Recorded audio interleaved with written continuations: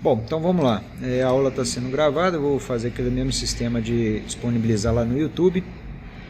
Na última aula, então vamos compartilhar aqui a tela. Cadê? Aqui. Isso eu vou deixar aqui de lado. Isso vai ficar aqui todo visto. Então, aqui, permitir visto.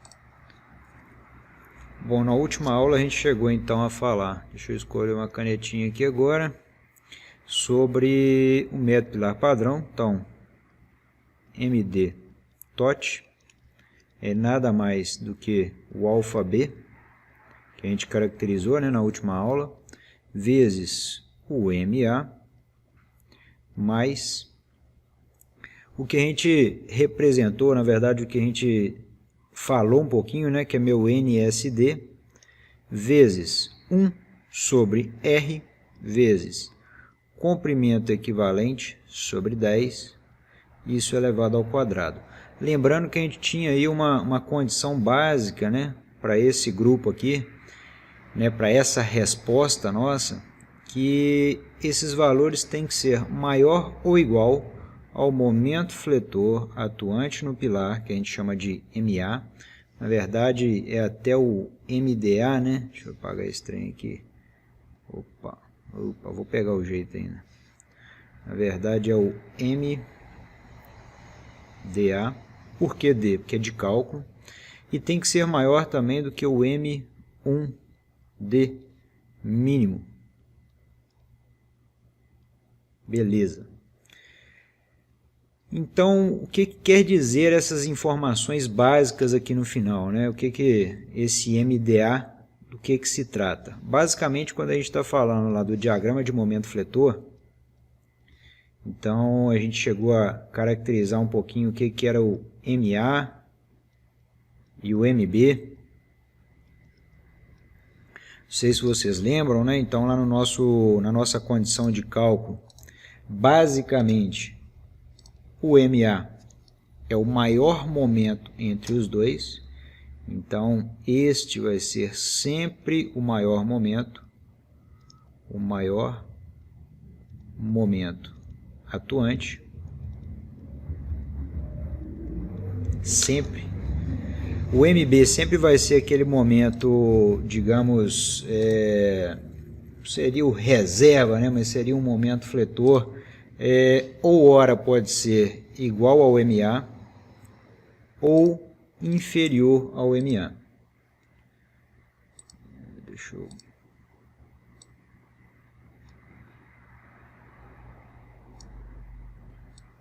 Beleza, aqui eu consigo, acho que, fazer a gestão aqui. Bom, tá dando para ver legal aí, pessoal? Tá, acho que essa forma aí vai ficar melhor. O que vocês acham? Não sei se vai dar para ver o chatzinho aqui, mas... Bom, tá dando. Ficou faltando então a gente caracterizar essa informação, esse M1D mínimo.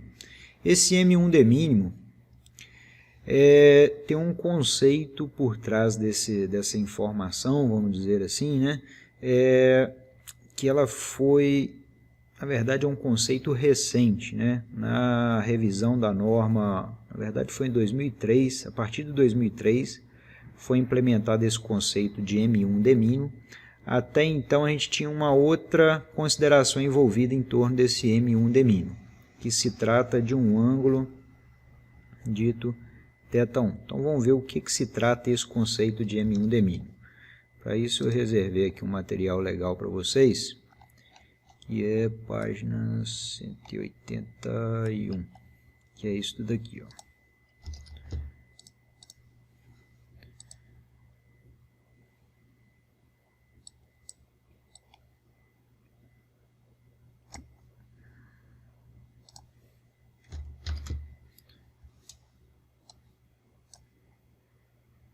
Eita, aqui não.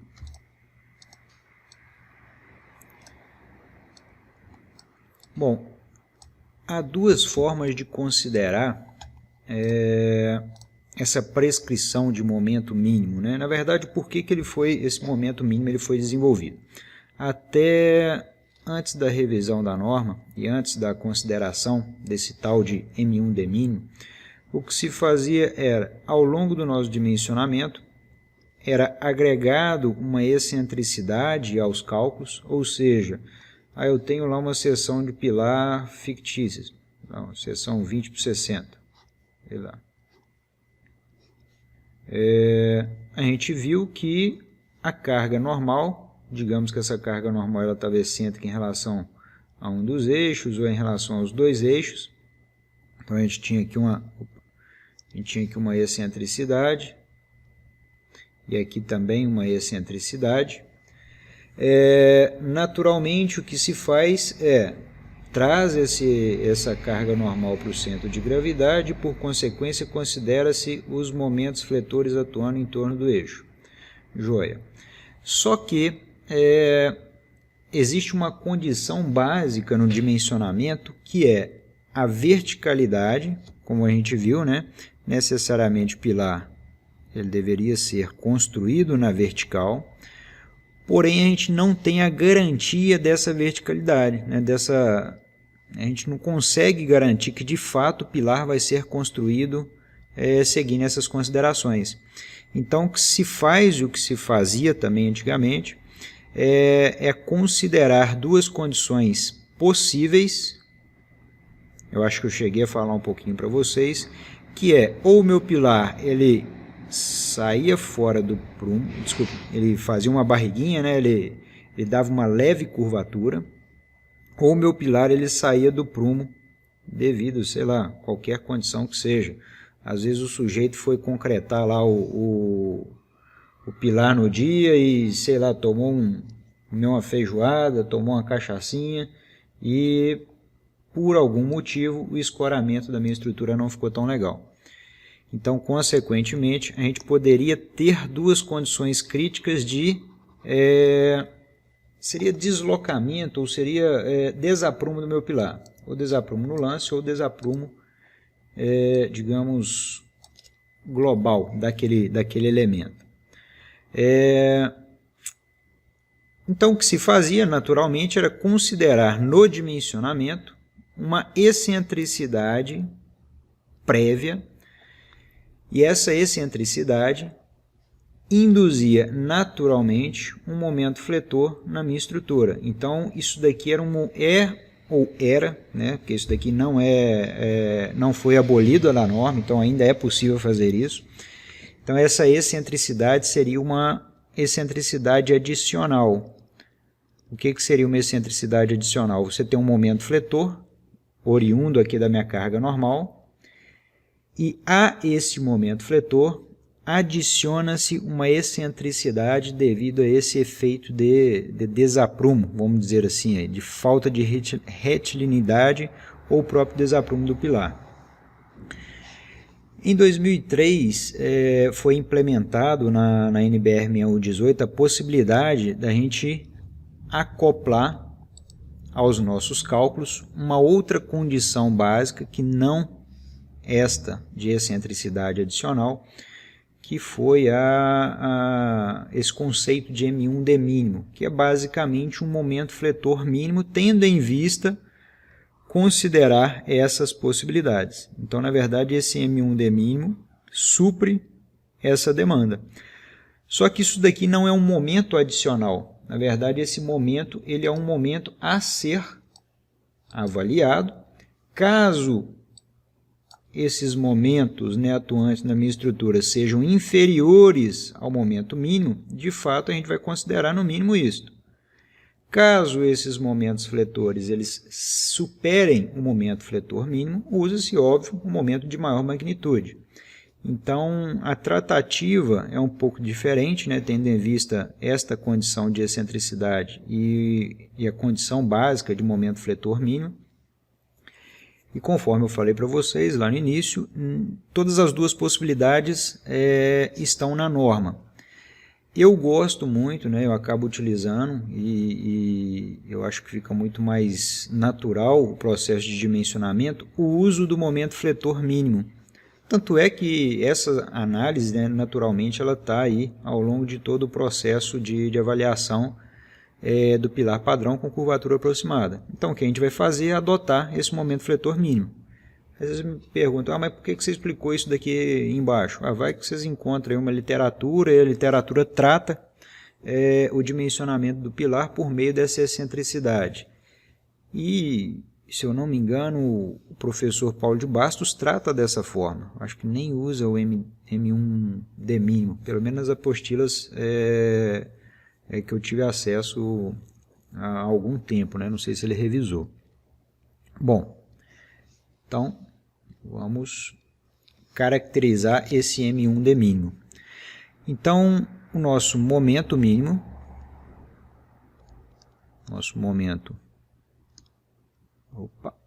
deixa eu voltar aqui.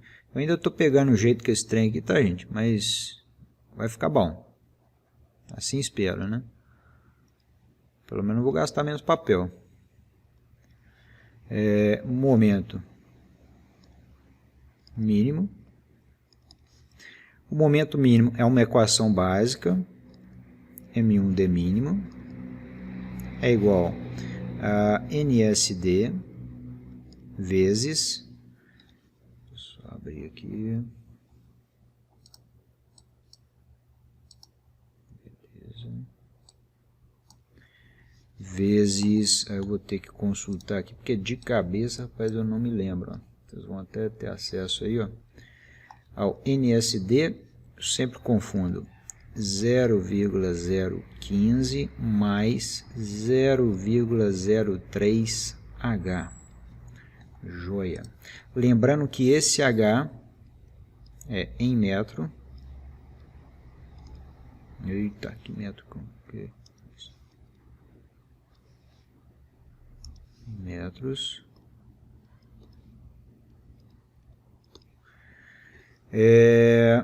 Por que em metro? Né? Que a gente tem uma outra equação que é 0,15 mais 0,3 H em centímetros.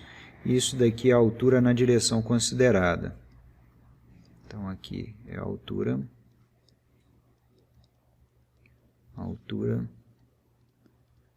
na direção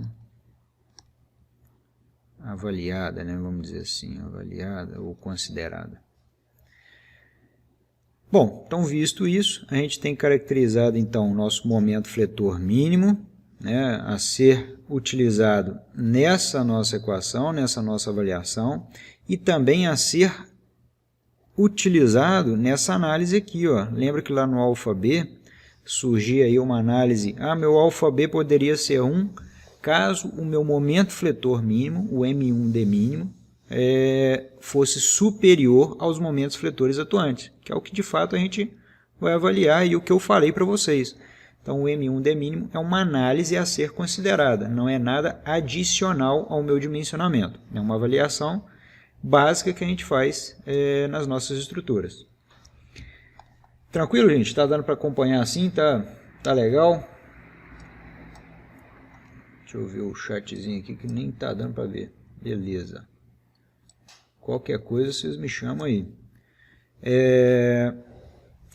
Bom, o que ficou faltando então para a gente discutir e para basicamente a gente implementar toda essa teoria do método pilar padrão com curvatura aproximada, era só isso daí. Eu acho que não tem mais nada que seja necessário. O que a gente vai fazer a partir de agora é implementar, né, e aplicar de fato todas essas equações. Então eu vou passar aí um exercíciozinho para vocês, né, a gente vai resolver junto, óbvio, mas a gente vai discutir. E a partir dele a gente faz algumas considerações adicionais. Então aqui eu tenho uma apostila, gente, essa apostila aqui é até bem antiga, isso daqui é da NBR 2003, se eu não me engano. Então a gente vai pegar aqui um exemplozinho para fazer o dimensionamento. Deixa eu anotar aqui.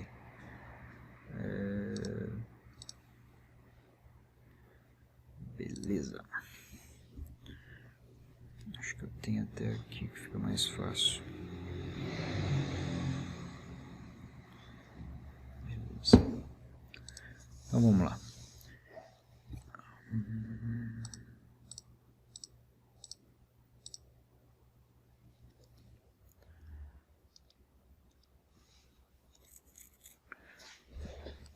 Bom, vocês estão vendo aí, nós temos então um pilar biapoiado.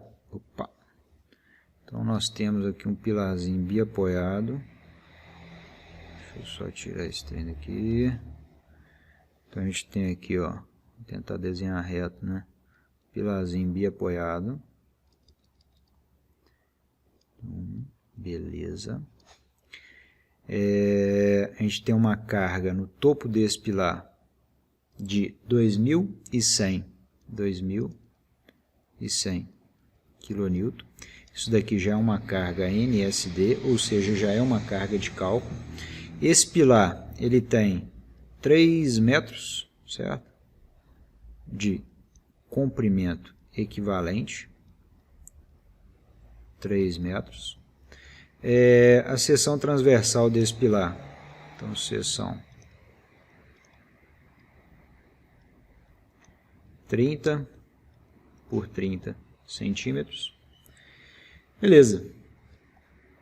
O que a gente vai fazer aqui agora, basicamente, isto, agora que vocês estão vendo, né? Seção 30 por 30, que eu estou mexendo estou aprendendo aqui ainda a fazer essa gestão das telas para a gente poder ganhar um pouquinho mais de produtividade. Nosso FCK, deixa eu ver aqui, qual página, deixa eu colocar aqui para vocês, página 188, então, bom, não tem FCK, então a gente vai fazer o exercício aqui. FCK de 25 MPa, 25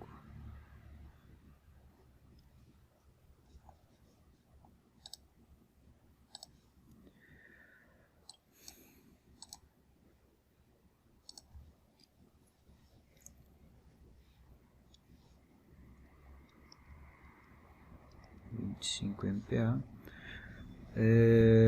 Bom, nem sei se tem no exercício, mas a gente vai colocar um momento fletor. Se eu não me engano, ali nem tem momento fletor. Vou colocar um momento fletor aqui de em torno de X 60 kN. Tá legal, tá fora de escala, né? Então aqui 30 kN e aqui embaixo 60 kN. Então FCK de 25 MPa, aço CA50,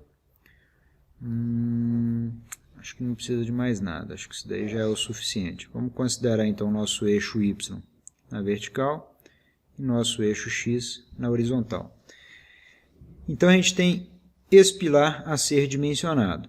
Então, o primeiro passo que a gente vai fazer é avaliar a esbeltez.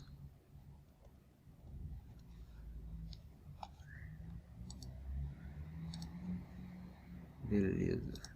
Então, gente, vocês vão ver que basicamente a gente vai cair quase que num roteiro de cálculo, né?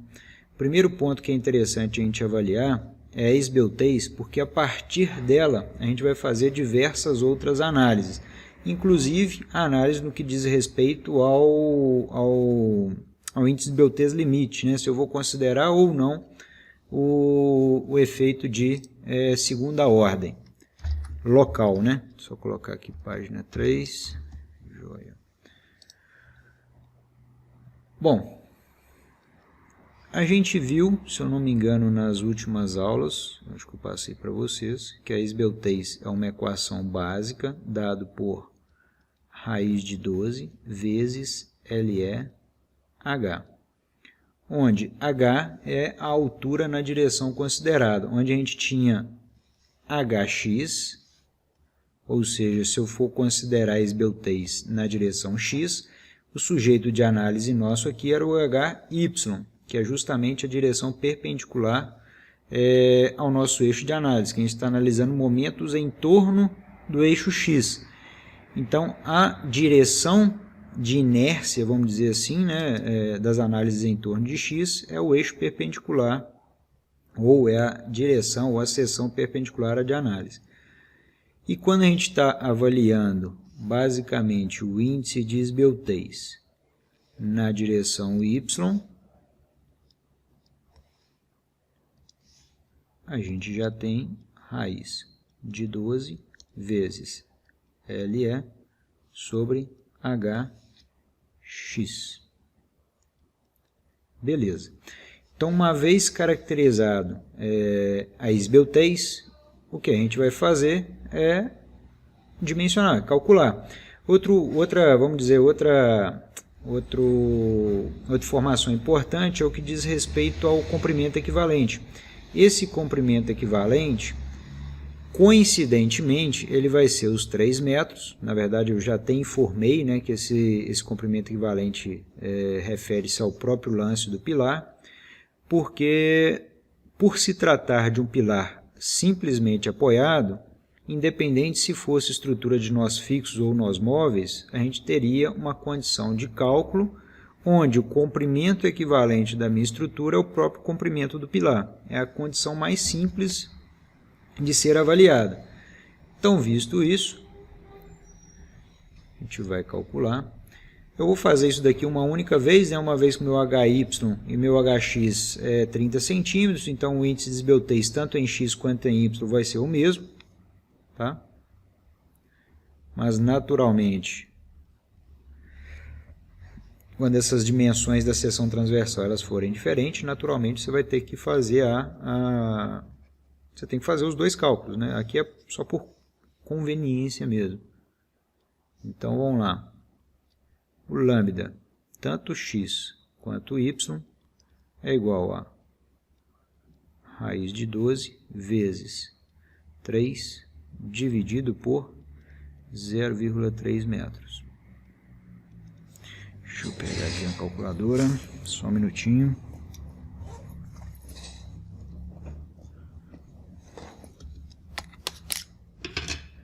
Então, raiz de 12 vezes 3, 34,64.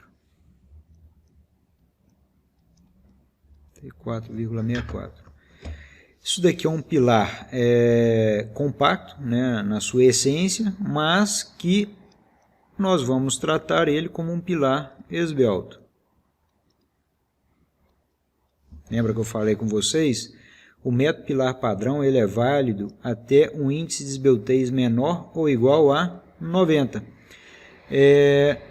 Só que índice de esbeltez até 35 é um pilar compacto, de 35 a 90, pilar esbelto. Só que nós não vamos fazer a distinção ou digamos, segregação, né, entre pilares compactos e pilares esbeltos. Na verdade, a gente vai tratar todo mundo como pilar esbelto, tendo em vista a segurança, né? Uma vez se eu tratar pilares compactos como esbelto, eu estou possibilitando o efeito de segunda ordem local. Então, o que a gente vai avaliar a partir de agora são as condições no que tange a implementação ou não o uso ou não, né, do efeito de segunda ordem local nessa nossa estrutura por meio do método pilar padrão com curvatura aproximada. Então, vamos guardar esse valor aqui por hora. Então, a gente deixa aqui o nosso índice de esbeltez determinado. A gente vai aqui para a próxima folha.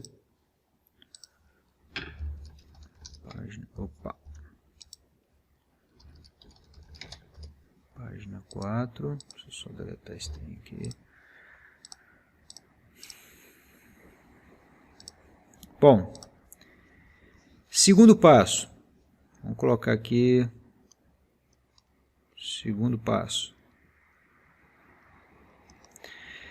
Como segundo passo, eu acho interessante vocês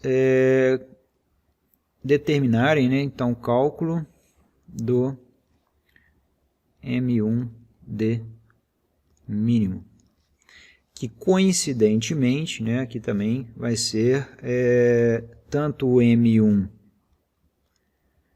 mínimo em x quanto em y são idênticos, mas naturalmente a gente vai ter que dimensionar para ambas as situações.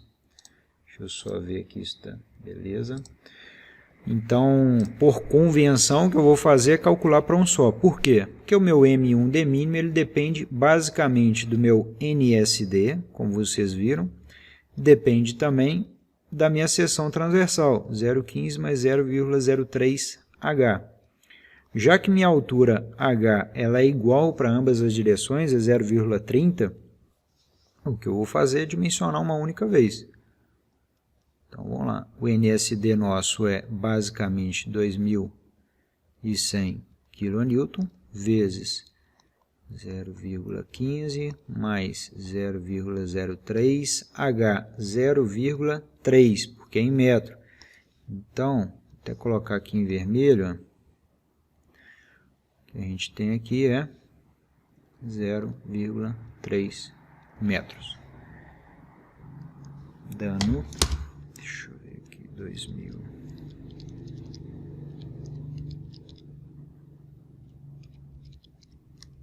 Vezes 2.100, 50,4 kN. Ou seja, o momento fletor mínimo a ser considerado na seção transversal é 50,4 kN, tanto para a direção x quanto para a direção y. Então a gente tem que lembrar dessas duas condições. Eu sei que em torno do eixo x nós temos um diagrama de momento fletor determinado, em torno do eixo y não tenho nada. Então isso está, né, caracterizando uma condição básica de flexão composta reta ou flexão composta normal, onde eu tenho diagrama de momento fletor apenas em torno de um dos eixos. Bom, então vamos lá, próximo passo. Vamos para o terceiro passo. Deixa eu ver se eu consigo baixar aqui. Terceiro passo.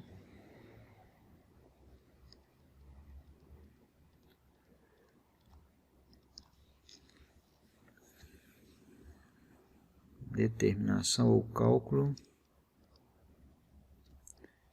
do índice de esbeltez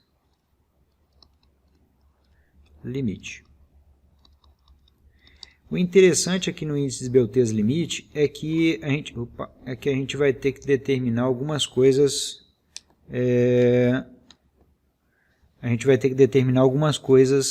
Relacionadas ao cálculo do índice de esbeltez limite. E entre elas vem aí o sujeito ∝b, que a gente viu na aula anterior. Por quê? Porque o meu índice de esbeltez limite é nada mais do que 25 mais 12,5 vezes, seria a excentricidade relativa dividido por ∝b. Então, o nosso ∝b ele tem que ser determinado. E o interessante é o seguinte, aqui o meu índice de esbeltez limite não vai ser igual para os dois. Por quê? Porque isto, que é a excentricidade relativa, é diferente em torno do eixo x, né, porque a gente tem um momento fletor atuante, e o y a gente não tem nenhum momento fletor atuante. Então, naturalmente, a gente vai ter que segmentar, né, em duas análises o nosso índice de esbeltez limite. Então, nós vamos primeiro em torno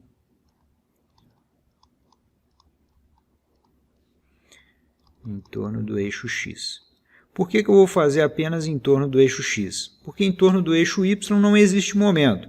Em torno do eixo x nós temos um diagrama de momento fletor, onde eu tenho 30 kN no topo, kN metros, e 60 kN na base.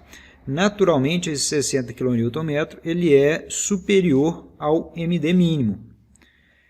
E outra, vamos aproveitar que a gente está fazendo essa análise do diagrama de momento, a gente já consegue então caracterizar aqui também. Eu falei com vocês que o MA, né, o momento fletor A, ele é o maior momento fletor na seção transversal e ele vai ser sempre positivo. Joia, então meu MA já está caracterizado. E o MB é o sujeito que resta. Ou ele pode ser igual ao A, ou ele vai ser inferior ao A. Podendo ser positivo ou negativo, dependendo do ponto de solicitação. Como esse momento fletor de 30 kN ele está tracionando a face oposta ao A, né, a face interna de A é essa daqui, e ele está tracionando a face oposta. Então, naturalmente, isso daqui é um momento negativo. Então, a gente tem que lembrar de agregar essas informações no meu dimensionamento. Joia. Vamos para o próximo passo. Bom, uma vez já MA e MB caracterizado, deixa eu colocar mais uma página aqui. Página 5. Nós vamos para, deixa eu só escrever aqui quem que é a nossa equação anterior, para a gente não ficar perdido.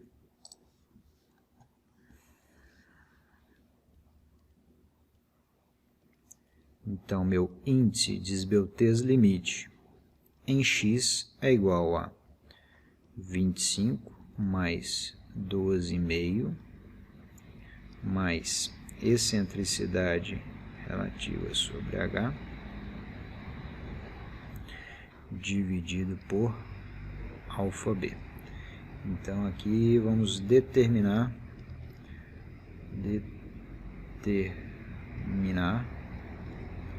o alfa b.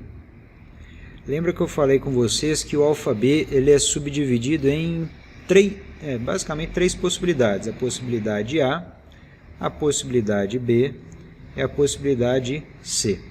A possibilidade A diz que o alfa b é uma equação, então,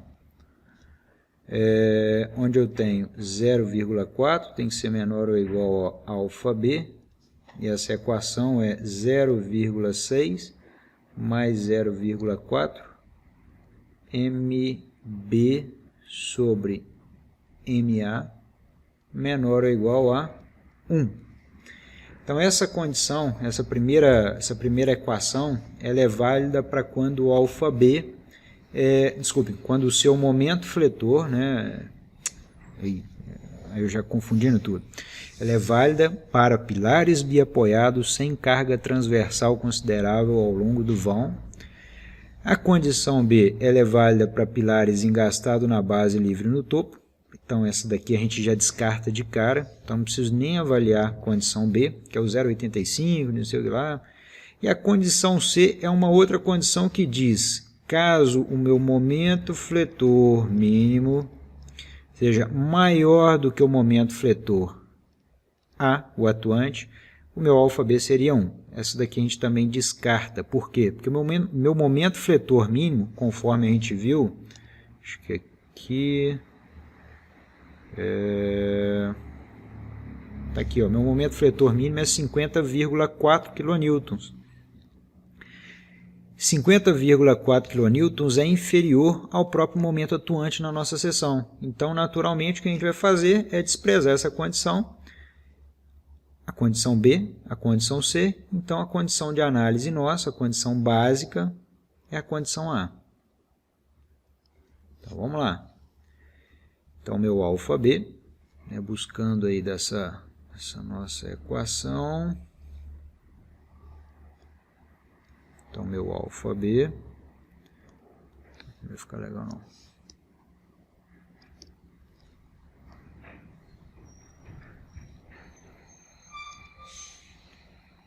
Meu alfa B é igual a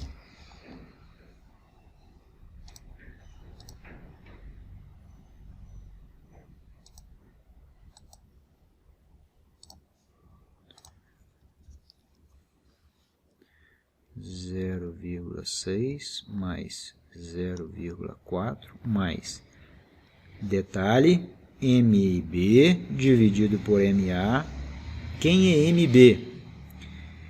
MB é menos 30.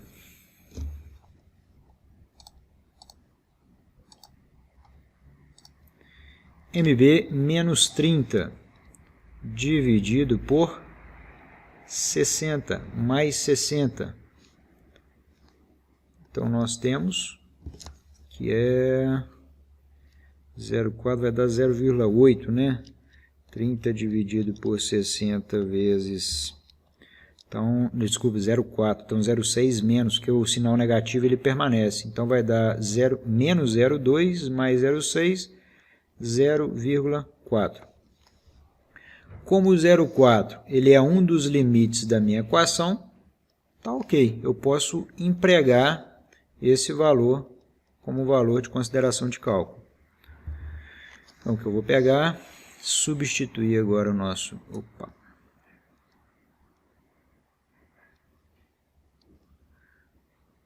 Índice de esbeltez limite em x igual 25 mais 12,5 vezes.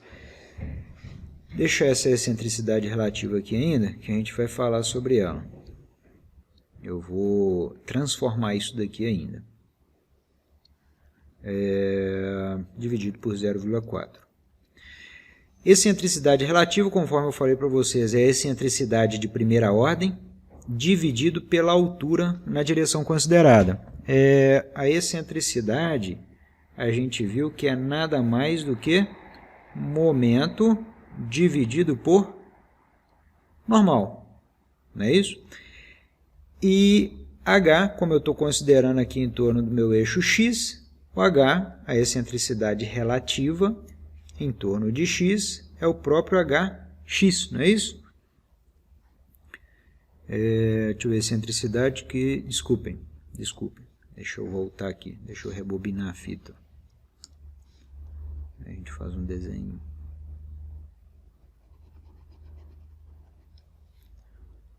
Vamos voltar aqui. Eita, deixa eu apagar isso tudo aqui, a gente reescreve ele.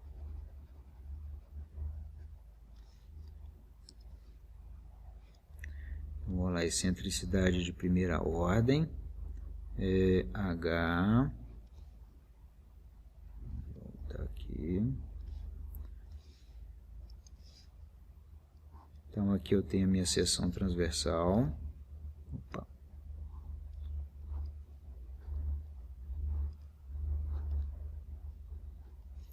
Beleza, vamos fazer aqui os nossos eixos, o eixo X e o eixo Y.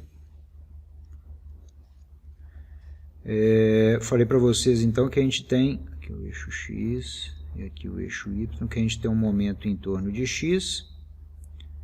Naturalmente, o maior momento fletor, a gente está analisando, né, o momento na base, só que a gente está vendo no topo, mas o momento que a gente vai considerar é o maior momento da seção, que é os 60 kN, mas beleza, momento em torno de x. Momento em torno de x é igual a nada mais que normal vezes a excentricidade em y, certo? E a excentricidade relativa de y é nada mais do que o próprio y sobre hy, certo? Então, essa excentricidade que a gente está considerando, que é aquela excentricidade que gerou o momento fletor em x, então são considerações no eixo perpendicular ao eixo de análise do momento. Então, o que a gente está fazendo aqui, ó, que eu estou transformando essa excentricidade, esse E1 sobre H, até então adimensional, ou na verdade sem referência, eu passo a referenciá-lo. Como? Ó, se a gente trata, né, a excentricidade em y como momento fletor dividido pela normal, então posso passar normal dividindo aqui, então eu tenho que minha excentricidade relativa, que é essa daqui, minha excentricidade,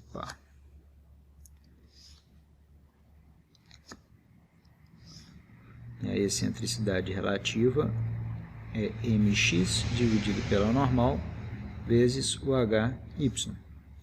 Então, o que eu vou fazer aqui agora é substituir isto lá na minha equação de momento do índice de esbeltez limite. Então, a gente tem que... o índice de esbeltez limite em torno de x é 25 mais 12,5 vezes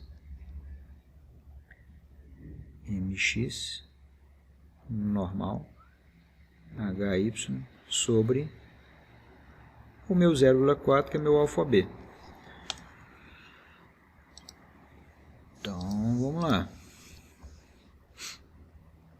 Índice de esbeltez em x é igual a 25 mais 12,5 vezes momento, né, que é o momento em x, que é o maior momento fletor atuante, que é o MA.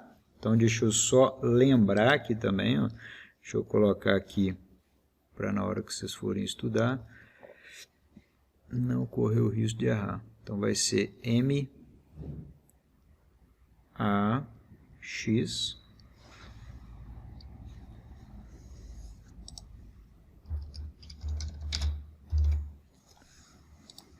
então aqui a gente tem o momento fletor 60 kN/m dividido por 2.100 kN vezes o nosso HY, que por coincidência é o 0,3 metros. Porque não é nem coincidência, na verdade a seção transversal ela é idêntica, né? É 30 por 30. Então vamos ver o que vai dar aí. 60 vezes 12,5 mais 25. Isso deu 65,47. O que isso quer dizer para a gente? Isso é adimensional, tá, gente? A gente está tratando de índice de esbeltez. Quer dizer que esse valor é o nosso valor de referência para quando eu preciso calcular o efeito de segunda ordem local.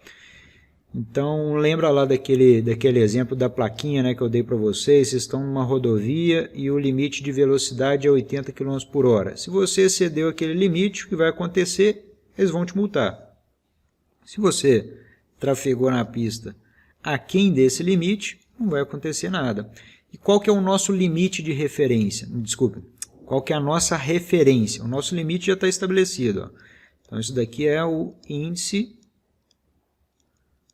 de esbeltez limite.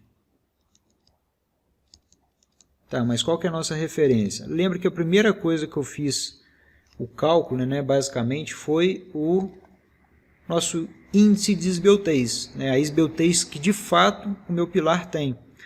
E a esbeltez que de fato o meu pilar tem é 34,64, ou seja, a esbeltez limite 65,47. Então, por consequência, a nossa esbeltez é muito menor do que a esbeltez limite. Então, eu não vou dimensionar o meu pilar levando em consideração o efeito de segunda ordem local. Então, a justificativa é como o índice de esbeltez limite é menor do que o índice de esbeltez na direção x, não há necessidade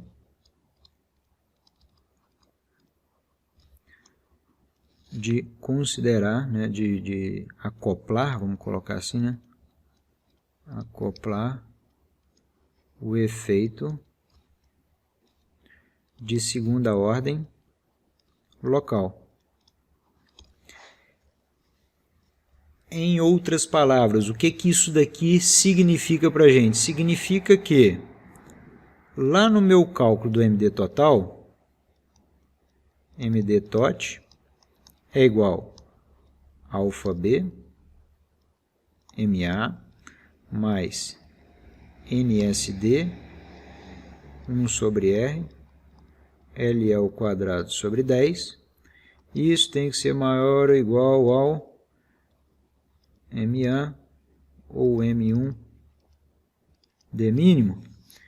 Então quer dizer que essa parcela pode ser desprezada no meu dimensionamento e o meu cálculo, basicamente, do meu momento fletor se resume a essa primeira parte. E essa primeira parte a gente já tem os valores para determinação, né? A gente já tem a informação necessária para determinar. Quem que é meu alfa B? Então vamos lá, ó.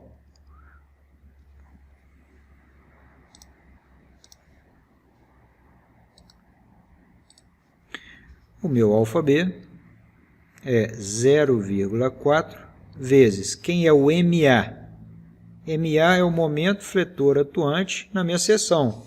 A gente acabou de ver que o momento fletor na seção transversal é 60 kN. Aí vamos dizer, professor, o meu momento fletor mínimo for maior que o meu momento fletor atuante. O que eu faço? Você vai usar o maior dos dois. Vamos dizer que se o momento mínimo fosse 100 kN. Você adotaria os 100 kN como referência a partir de agora. Lembra que eu falei com vocês, o momento fletor mínimo é algo a ser avaliado, ele não é adicional a nada. Então o que a gente vai fazer é avaliar qual que é o momento fletor maior dessas duas ponderações e a gente vai prosseguir o cálculo. Então, aliás, aqui eu esqueci de colocar meu índice, né? O bom desse trem aqui que dá para apagar, né? Na hora eu ia ficar rabiscando, mas tá bom, né? Então, meu MD tot, que é aquele momento fletor que eu vou utilizar para o cálculo da taxa de aço, é o 0,4 vezes MA. O MA a gente já determinou que é o 60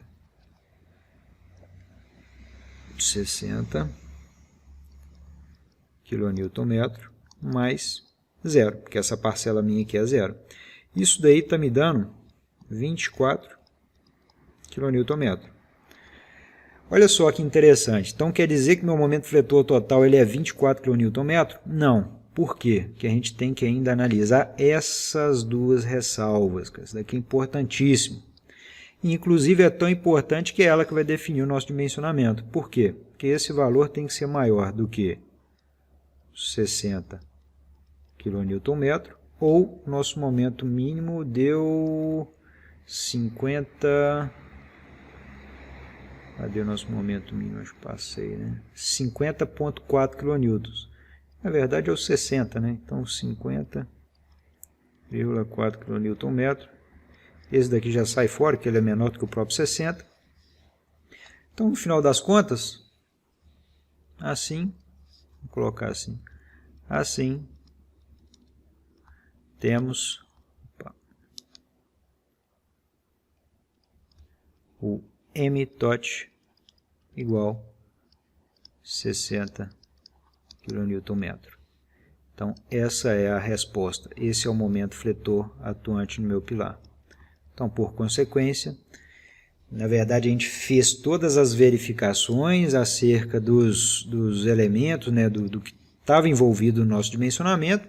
Vimos que não teríamos a necessidade de considerar o efeito de segunda ordem local, por consequência, o meu momento fletor total ele passou a ser o próprio momento fletor atuante. Pessoal, beleza?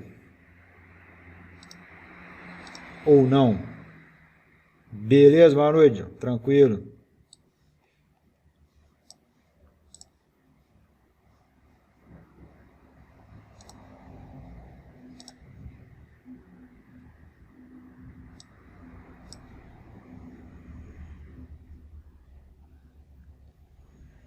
Ah, sei.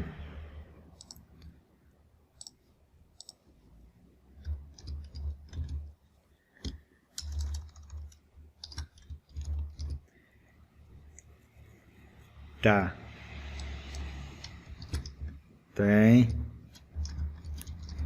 Tem, não, vamos agora. Deixa eu só colocar aqui uma outra página. Vou colocar isso agora aqui, João. Só preparar esse trem aqui. Se a gente for pensar lá num... Deixa eu ver, um pórticozinho espacial. Pensar aqui dessa maneira.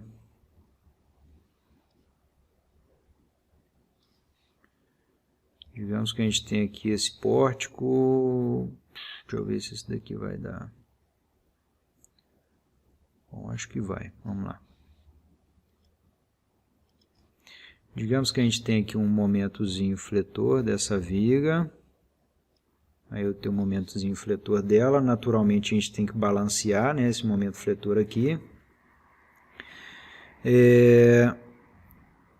Então, querendo ou não, isso daqui é um pilar. Ele já tem um momento fletor aqui no topo, tá? Como se fosse isto daqui, ó. Deixa eu puxar uma setinha para cá. A gente está considerando esse lance de pilar como elemento simplesmente apoiado. Então, apoiado aqui, apoiado aqui. Então, o que eu tenho aqui naturalmente para equilíbrio desse esforço é um momento fletor. Está nessa direção, tracionando essa face. E a gente pode ter um outro momento fletor aqui interno. Opa, nessa viga interna. Deixa eu ver se vai ficar... Não, aí não vai compatibilizar não, senão vai dar zebra. Deixa eu ver aqui, João, como é que ficaria melhor. Não.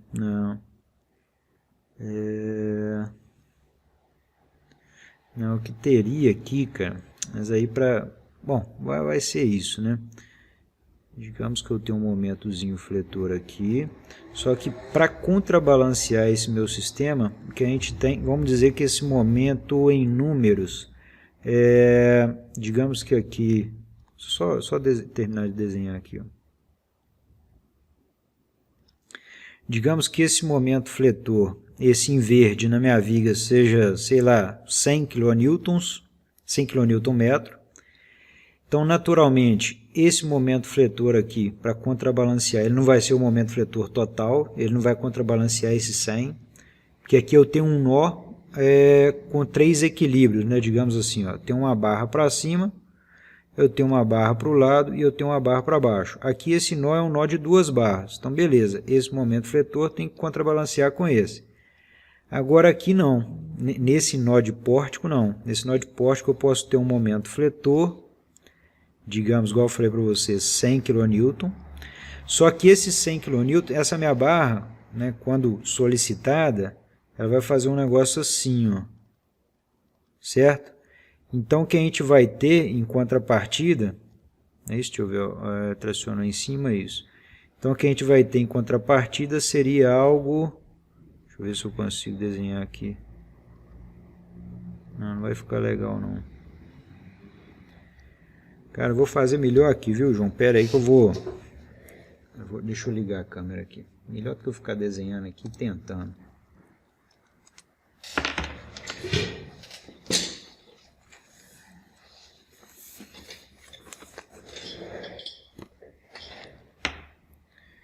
Que aí vai ficar certinho.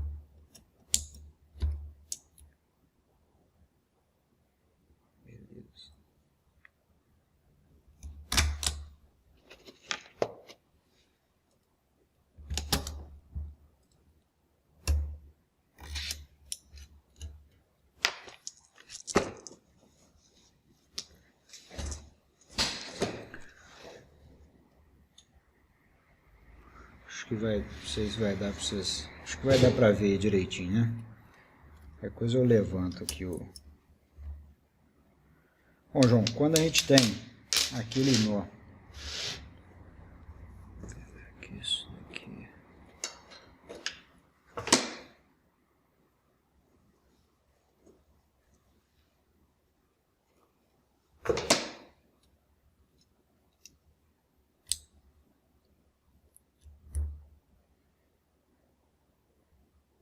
beleza. Não sei se tá dando para ver muito bem aí. Quando eu tenho um nó de pórtico, né, que é um nó de uma barra e uma viga, basicamente.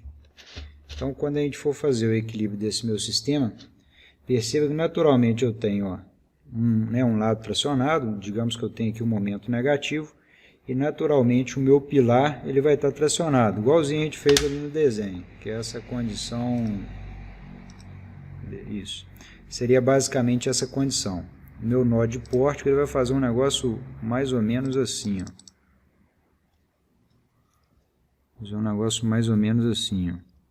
Aqui e aqui também, né?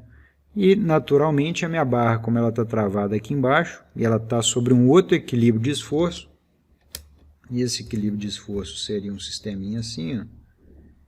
Seria basicamente, vou ver se vai dar aqui, seria esse sisteminha, né? 3 nós, 3 barras. Então essa minha barra aqui, representando uma viga, ela está tracionada. Só que lá em cima, aquela minha barrinha, ela também está tracionada, né? Esse meu elementozinho aqui em cima já foi tracionado pelo sisteminha anterior, né? Pelo nó de pórtico lá em cima. Então o que a gente vai ter, ó, ficou legal, não? Vai dar para eu fazer aqui também não, viu? Seria basicamente um negócio assim, ele vai escapulir, ó. Está tracionado lá em cima, ele forma como se fosse um S, e essa barrinha aqui, ela vai tender a tracionar, vai fazer como se fosse um negócio assim, não vou conseguir fazer. Não sei se está dando, rapaz, que vai escapulir o imã aqui, ó.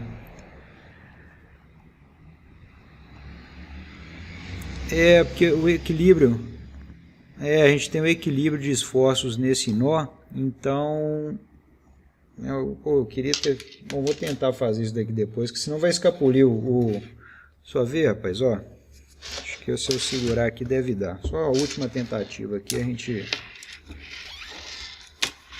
vamos ver aqui, ó, tá dando pra vocês verem aí, né, eu tenho aqui as 3 barras. Se a gente for equilibrar esse meu sistema, ó, esse sistema aqui está livre por hora, eu vou travar em uma direção. Se eu travo em uma direção, o que acontece? Eu estou tracionando a face interna. E o de baixo, naturalmente, ele também está travado, né?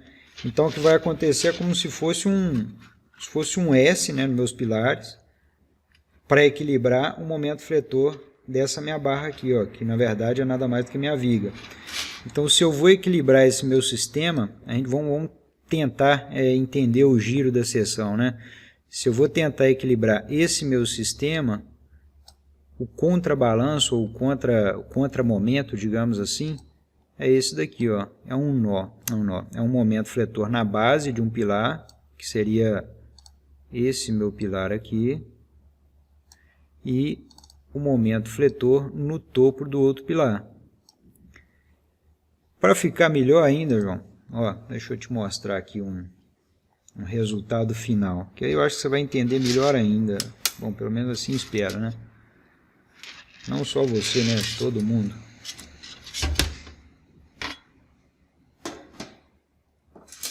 Que aí você vai ver na prática, né? De fato. Deixa eu só ver aqui se vai abrir, né?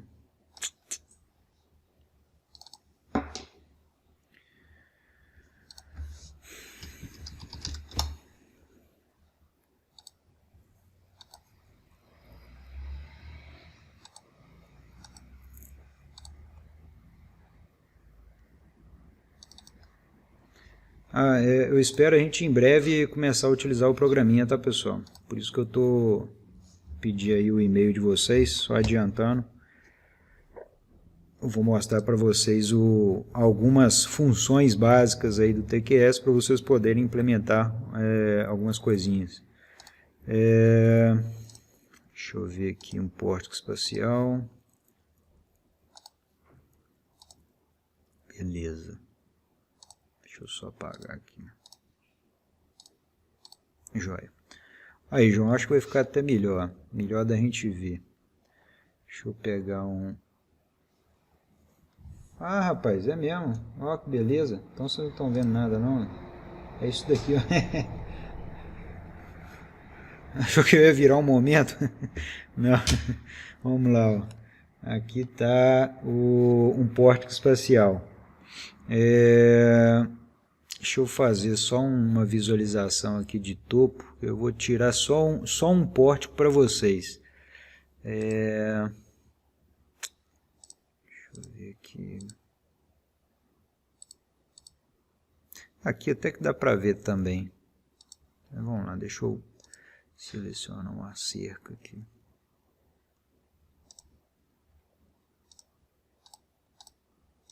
O que eu estou fazendo é pegando só um elemento, tá, gente? Para visualizar só um dos pórticos do meu sistema. Então, João, ó, olha só o que acontece com um pórtico de uma estrutura. É o que eu estava tentando mostrar para vocês. Ó. Aumentar esses diagramas, aumentar os esforços. Aqui o que a gente tem são compatibilizações. É óbvio, a gente vai ter aproximações, né, que a gente tem alguns efeitos adicionais em cada nó. Mas percebo que esse momento fletor, ele é equilibrado por esse momento fletor. Quando a gente vem aqui para baixo, também naturalmente eu tenho as cargas na minha viga.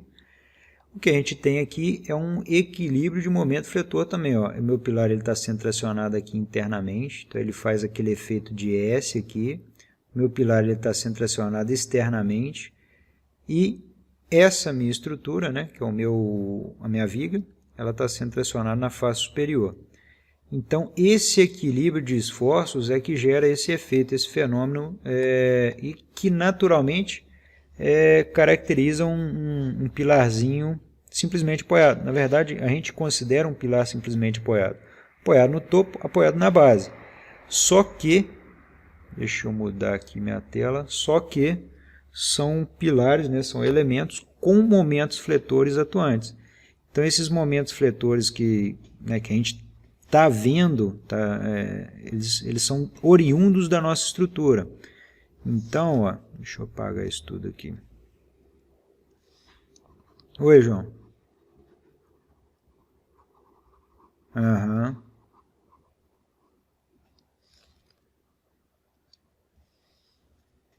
Não.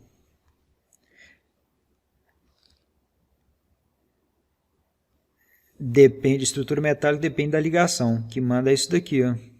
Se você colocar uma ligação engastada, por exemplo, soldada, né, sem você ter um sistema não seria nem dissipação, né, se tiver uma rótula, e no concreto não tem jeito da gente ter rótula, o que a gente vai ter em alguns momentos, né, a gente vai ter na minha estrutura um processo de fissuração. E esse processo de fissuração pode reduzir esse momento fletor, mas nunca anular. Quando que a gente pode não ter esse diagrama em estruturas de concreto? Quando a gente tiver estruturas de concreto pré-moldadas, onde a gente tem um apoio, é uma rótula, né? Você tem lá aquele dente Geber. Aqui sim a gente não tem momento fletor negativo. Agora, em estruturas de concreto, com um sistema monolítico, a gente vai ter uma fissuração para reduzir e redistribuir o esforço. Então, o momentão, tem muita coisa. Se a gente ver aqui, é muito momento, não é pouco não. Então, quem que recebe esse momento da viga? É o pilar. Então, o pilar recebe lá no topo, e aqui embaixo ele vai precisar ter um outro momento para equilibrar, né, equilibrar esses esforços. Então, por isso que a gente tem momento na base e no topo, e isso vai indo até a fundação, até no último, entendeu? Então é porque às vezes a gente está com aquela ideia de o meu pilar está engastado, aí tem uma carga normal e aquela carga normal é que gera um momento. Na verdade a gente tem esse momento oriundo da excentricidade da carga normal e ainda tem momento fletor vindo da viga, que é o sistema monolítico, né? Beleza? Clareou, né? Não, beleza. Joia. E aí, pessoal, mais dúvida? Deixa eu ver aqui no chatzinho. Hoje tá todo mundo mais quieto. É o frio, né? Tá frio pra caramba. Mas é assim mesmo. Não sei se deu para vocês terem uma ideia do que é o processo de dimensionamento do próprio pilar, né? Utilizando o método pilar padrão com curvatura aproximada. É óbvio que é um processo, a gente não calculou um efeito de segunda ordem, mas vocês viram que é um processo comum no dimensionamento de pilares, um processo sequenciado, né?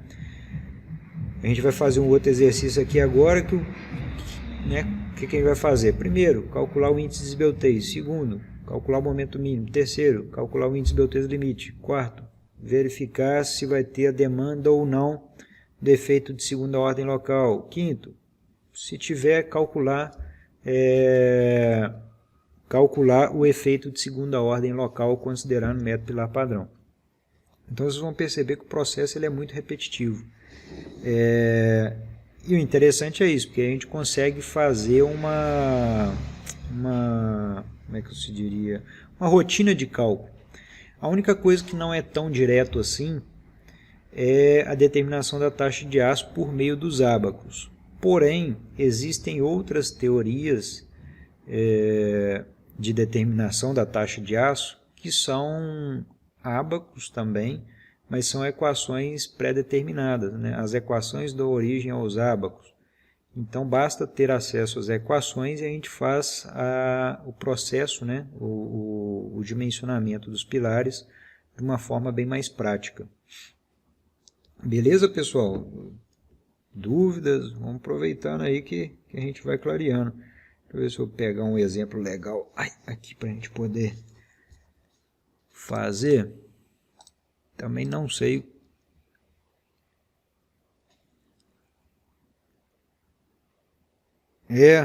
Às vezes,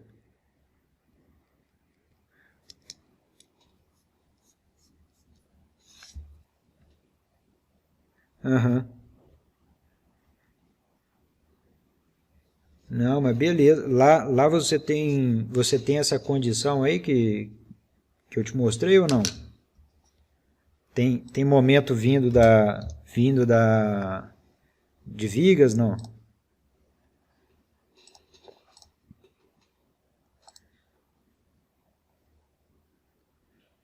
Não, tem que lembrar dele, porque senão você vai muito com a cabeça de estrutura metálica, que na estrutura metálica de fato não tem nada. Aí o que pode acontecer, né? Você está lá, né? Aí você não vai considerar esse momento vindo da viga. Então, por consequência, você vai ter menos momento no topo do pilar. Então, ou o seu pilar pode muitas vezes ser tratado como um pilar engastado na base, talvez livre no topo, dependendo da condição de contorno, e ele não vai representar de fato algo real, entendeu? E aí vai dar zebra, aí pode dar zebra, né? Por isso tem que tomar cuidado. Deixa eu voltar aqui.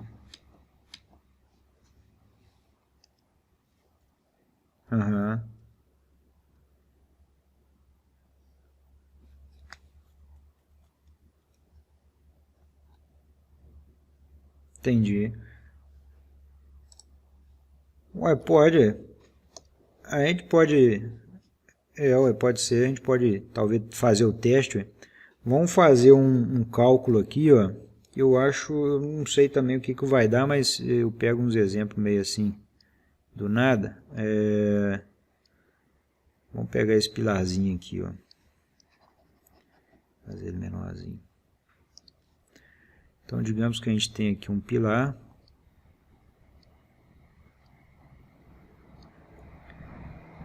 pilar. Eita. Aqui. Pé direito desse pilar, vamos considerar aqui 6,4 metros, então 6,4 metros. Isso é um pilar, deixa eu colocar direitinho aqui, né? 6,4 metros, então isso é um pilar cuja condição de contorno dele é igual a gente vem tratando, é um pilar simplesmente apoiado. Na grande maioria dos casos, pessoal, a gente vai considerar um pilar simplesmente apoiado, porque geralmente quando a gente tira esse pilar de um lance, ele está dentro de um sistema com travamento superior e inferior. Na grande maioria dos casos é isso daqui que a gente vai ver. Sobre esse pilar eu tenho aqui 840 kN, e isso é o NSD. É um pilarzinho com 25 centímetros por 65 centímetros. E eu tenho um momento fletor, então momento fletor em torno de Y. Quem é Y? Y é aqui, Y, X. Então, momento fletor em torno de Y, dado por esse diagraminha aqui do lado, que eu vou desenhar para vocês. Opa. Aqui. Ou seja, algo quase que semelhante ao que a gente viu no exercício passado. 24 e aqui 48.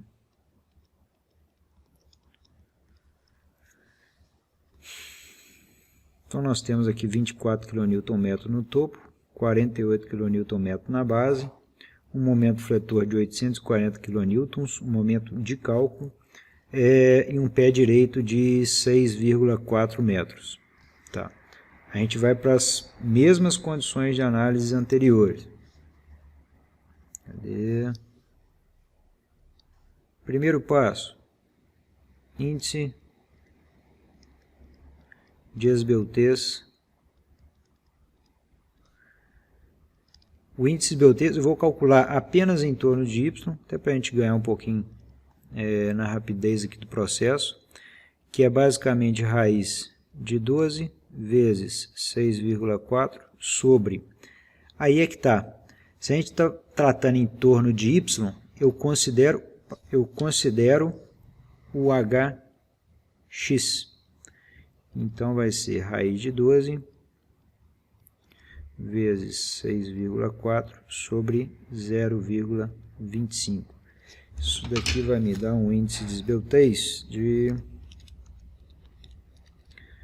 raiz de 12 vezes 6,4 dividido por 0,25, 88,68. Olha só que interessante. Quase próximo do índice de esbeltez limite nosso, que é os 90. Então, o meu pilar está quase no limite de dimensionamento do método pilar padrão.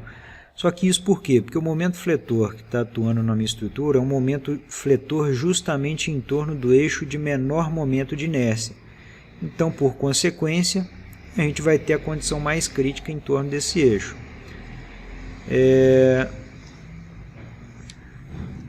Então, vamos lá. Segundo passo, M1D mínimo. M1D mínimo é os 840 kN vezes 0,015 mais 0,03 vezes 0,25, que é o HX. Então, já estou fazendo direto aqui, tá, gente? 0,03 vezes 0,25 mais 0,015 vezes 840. Isso daqui vai dar 18,9 kN. Aí o que a gente faz é, eu vou pegar esse momento fletor e vou comparar com o maior momento fletor da seção transversal. Lembrando, eu já sei que o maior momento fletor, um é 24, o outro é 48, o maior momento fletor aqui eu chamo de MA, e ele é positivo. E esse daqui é o MB,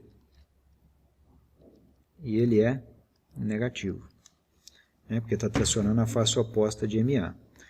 Beleza, então vamos nessa. Naturalmente, o meu MA continua sendo os meus 48 kN/m. Não houve mudança de consideração no meu dimensionamento. Próximo passo, olha aí a sequência. Ó. Índice de esbeltez, esse daqui é em Y, tá? Que eu esqueci de nomear. Vai ser os 25 mais 12,5 vezes...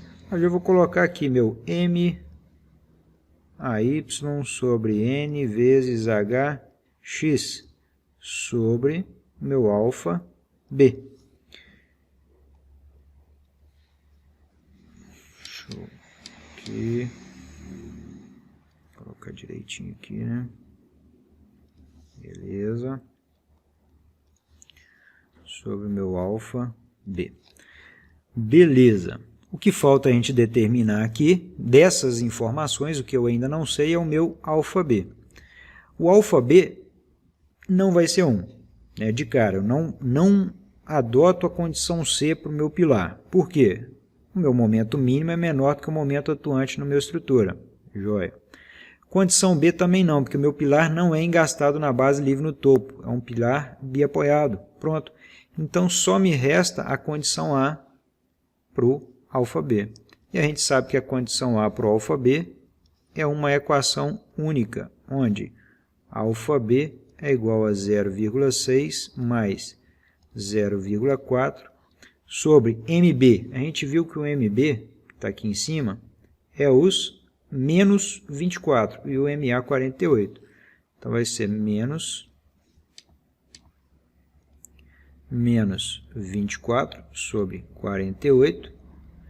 Isso é igual a menos 24, meio dividido por 0,4, né? Vezes 0,4 é menos 0,2, então 0,6 menos 0,2 vai me dar o 0,4, coincidentemente, igual ao do exercício anterior. Então, eu já tenho aqui que meu alfa B é igual a 0,4, e aí eu já vou escrever, deixa eu calcular aqui já, né? Desculpe aqui, meu MA é 48 kN/m, o meu HX é 25, bom, vamos escrever aqui. Então, 25 mais 12,5 vezes MA 48 dividido por 840 ou 84, deixa eu ver aqui, 840 vezes meu HX, 0,25 metros, dividido por 0,4. E isso é igual a, então, 48 dividido por 840 vezes 0,25 vezes 12,5. Isso deu 69,64. Esse é meu índice de esbeltez limite. Olha só que interessante. Ó. Quanto que deu a minha esbeltez? Minha esbeltez deu 88,68. Quanto deu a minha limite? 69,64. Ou seja, efeito de segunda ordem local necessário. Aí entra aquela premissa básica que eu falei para vocês. Você está numa via, você ultrapassou o limite de velocidade, ultrapassando o limite de velocidade você vai ter uma penalidade. O cálculo do pilar é a mesma coisa. O nosso índice de esbeltez em Y, ele é maior do que o meu índice de esbeltez limite. Então isso gera a necessidade do efeito de segunda ordem local. E como eu considero esse efeito de segunda ordem local? É basicamente no cálculo do MD total. O MD total é nada mais do que alfa B vezes MA, que a gente já sabe quanto que é os próprios 48, né, que a gente determinou anteriormente. NSD a gente já tem, 1 sobre R falta a gente determinar, LS sobre 10 ao quadrado. Então, vamos lá, ó. Isso a gente já tem, isso a gente já tem, isso a gente já tem, isso daqui a gente já tem também. Falta determinar 1 sobre R. 1 sobre R é a curvatura padrão, que é uma equação. 0,05, desculpa, faltou um zero aqui. 0,05 dividido por H vezes 0,5V mais o Ni. Isso tem que ser menor ou igual a 0,005 sobre H. Lembrando, se a gente está fazendo em torno de Y, aqui é o HX. Aqui também é o HX. HX.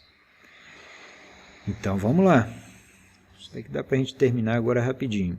A gente vai precisar do Ni. Ni, eu falei com vocês que era força adimensional, que é o FCD sobre a área de concreto. Considerando aqui o FCD de 25 MPa, tá? Eu até esqueci de colocar lá no início do exercício, meu FCK, aqui é um FCK de 25 MPa. Então, supondo um FCK de 25 MPa, nosso NSD é 840 kN, eu tenho então aqui 25.000 kPa dividido por 1,4 vezes a área de concreto. 0,25 vezes 0,65, é isso mesmo? Isso, então ó, 25 centímetros por 65. O meu Ni é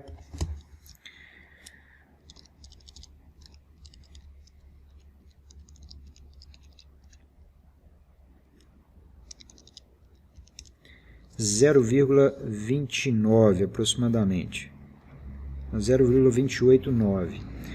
Então esse é o Ni da minha seção transversal. Eu vou substituir na minha equação lá em cima. Então 1 sobre R, deixa eu só baixar isso daqui.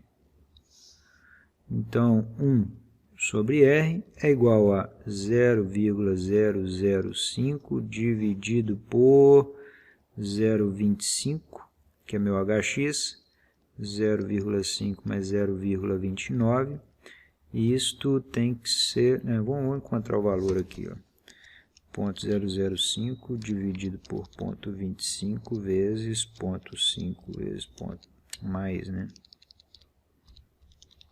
29, deu 0,0253.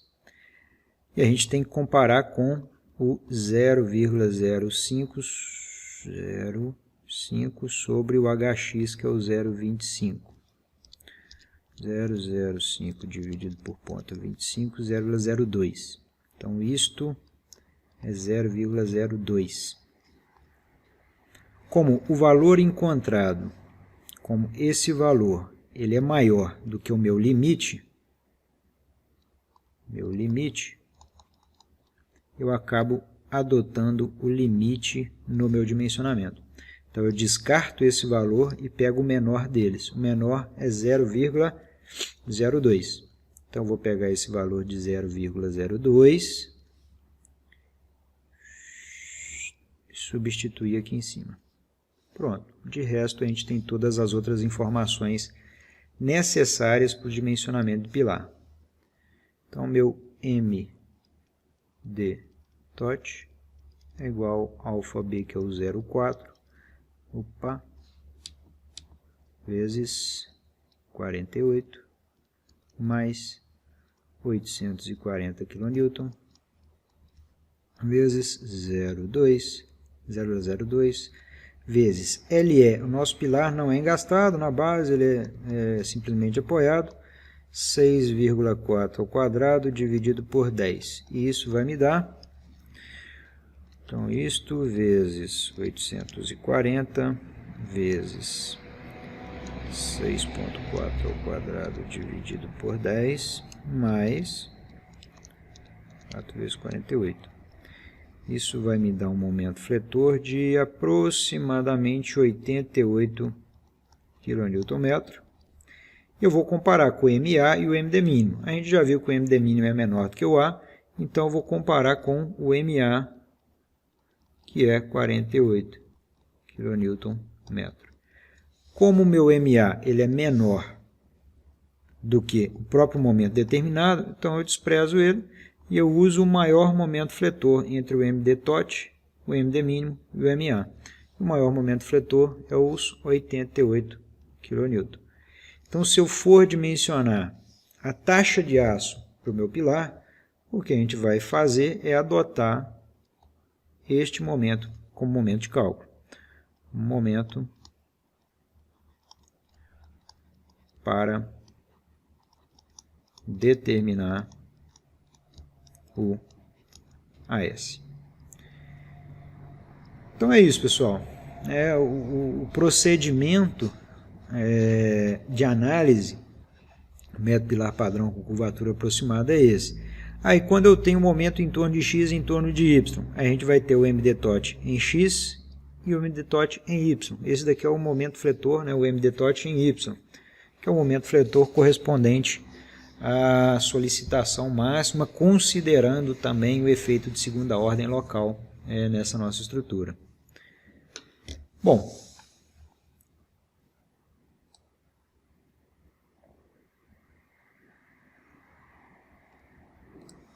isso, beleza. Bom, pessoal, e aí? Dúvidas? Conseguiram? Pode falar, João. Dá, ué, dá para jogar isso daí no Excel e ver o que dá, ué. Mas dá um trabalhinho, dá um trabalhinho bom, porque é muita equaçãozinha. Na verdade, você vai programar poucas equações, né? Tem que colocar umas condições de se, if, não sei o que lá. É isso que é um pouco mais chato. Mas o processo é esse. Independente se for para um eixo só ou para dois eixos, a gente vai fazer um outro exercício na aula que vem. Vocês vão ver que o roteiro de cálculo é o mesmo. A gente não muda nada. O que vai mudar não é nem mudar, né? O que vai complementar é quando eu for determinar a taxa de aço. Eu vou ter uma complementação do processo, que é pegar esse momento fletor e começar a analisá-lo lá nos meus ábacos de dimensionamento da taxa de aço. Mais nada além disso. Beleza, pessoal? Joia. Dúvidas?